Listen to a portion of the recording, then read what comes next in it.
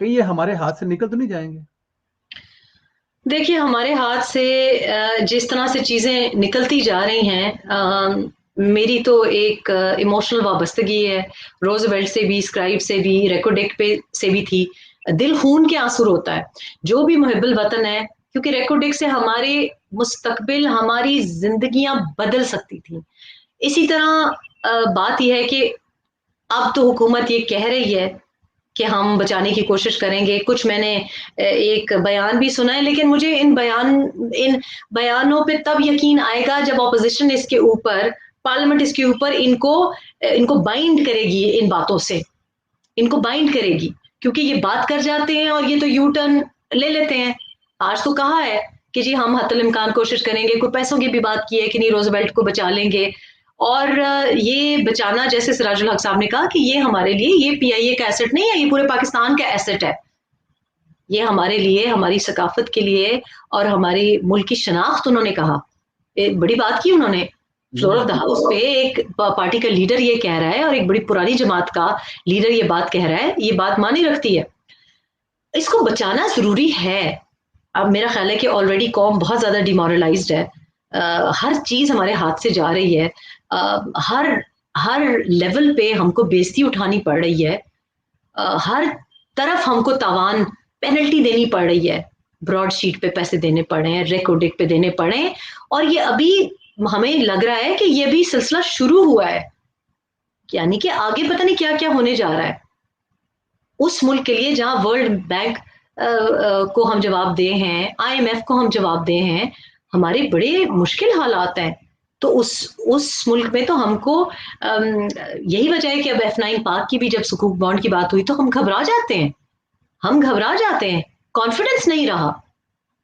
ہمیں معلوم ہے کہ اگر کوئی سکوک بانڈ ایشو ہوتے تھے، یا پہلے اگر کوئی ڈیل ہوتی تھی، کہیں آئی ایم ایف سے بھی کوئی معاہدہ ہوتا تھا، تو ہم کو اس طرح گھبراہٹ نہیں ہوتی تھی.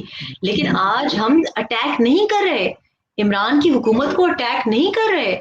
اس وقت ہمیں ٹینشن ہے کہ اگلا مہینہ کیسے گزرے گا. ہمیں پریشانی ہے کہ پہلے چینی پہ، پھر گندم پہ، اب کپاس پہ. ہمیں واقعی ٹینشن ہے کہ آج ہمارے دوست ممالک ہمارے ویزاز نہیں کھول رہے. آج ہمارے دوست ممالک ہم سے پیسے واپس مانگ رہے ہیں. اور چائنا جیسا ملک، جو کہ ایک طرف تو شہباز شریف کی آسمان سے تلابیں ملا رہا ہے اپنے فیئر ویل لیٹرز میں، دوسری طرف سے ہمیں کن شرائط پہ لون دے رہے ہیں. ایسا تو کبھی نہیں ہوا، ایسا تو کبھی نہیں ہوا. تو یہ ایک بڑی نروس سچویشن ہے. عمران کی حکومت جائے نہ جائے، لیکن ہمارے لیے تو اب ہر ہفتے ایک ہارٹ اٹیک ہوتا ہے. آج صبح کی آپ کہانیاں سن لیں کہ کیا کیا نہیں ہمیں شرمندگی اٹھانی پڑی، انٹرنیشنلی اٹھانی پڑی نا. عارف نقوی کی آپ نے بات کی، ہے تو پاکستانی باشندہ، یہ کوئی خوشی کی بات تو نہیں ہے. بالکل ٹھیک ہے عارف نقوی، ہاں بالکل ٹھیک ہے. عارف نقوی پہ بھی بات ہم نے کی ہے، بلکہ میں نے اس سے سوال بھی لینے ہیں. فارن فنڈنگ پہ بھی اس میں انوالو ہیں. عمران خان کو فنڈنگ کرنے والے ابراج گروپ کے مالک عارف نقوی کے خلاف برطانوی عدالت میں فیصلہ ہوا ہے، امریکہ کے حوالے کیا جائے گا. اب یہ بتائیں کہ جب امریکہ کے حوالے کیا جائے گا تو کیا امریکہ میں ان سے کوئی یہ فارن فنڈنگ کے حوالے سے بھی سوال ہو سکتا ہے کہ آپ عمران خان کو بہت پیسے دیتے رہے؟ دیکھیں جو وہاں پہ ان کے اوپر امریکہ جو انویسٹیگیشن چل رہی ہے، امریکن انویسٹیگیٹرز، اگین دیکھیں مجھے دل میں میرے ایک افسوس ہوا آج. دیکھیں امریکن انویسٹیگیٹرز ہوں یا امریکن پبلیکیشنز ہوں، یا یہ جو گوروں کی جو پبلیکیشنز ہیں، وال اسٹریٹ جرنل ہو یا فائنینشل ٹائمز ہو، یہ جب وہ کوئی سوال اٹھاتے ہیں تو ان کے اوپر یہ نہیں کہا جاتا کہ جی آپ تو بغض میں کر رہے ہیں. ان کو سپورٹ کیا جاتا ہے. ان کو سپورٹ کیا جاتا ہے کہ یہ انویسٹیگیٹ کر رہے ہیں، ان کے پاس واقعی جینوئن سٹوری ہے، وہ اپنے ملک کا، اپنے عوام کا، قوم کا مفاد دیکھتے ہیں.